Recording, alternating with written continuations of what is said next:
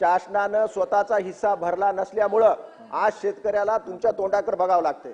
ज्यावेळेस तुम्ही रोड बांधता, एखादा बोगदा मुंबईमध्ये बांधता तर 50 हजार कोटी रुपये दिले जाते आणि शेतकऱ्याच्या हक्काचे पैसे शेतकरी रोज बोंबलतोय, आम्ही रोज तिथं आंदोलन करतोय आणि आपण आज नुसतं आकडेवारी ह्या सगळ्या सभागृहात वाचून दाखवता।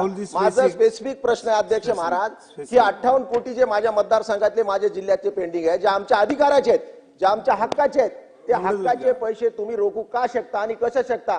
ज्यावेळेस की यामध्ये नियमामध्ये आहे की 1 महिन्याच्या आत शासनानं आपलं प्रीमियमचे पैसे केंद्र शासनाकडे वर्ग करावे, अशा प्रकारचा नियम असताना सुद्धा हे नियम डावलून शेतकऱ्यावर अन्याय करण्याचा अधिकार या शासनानं कुणी दिलेला आहे?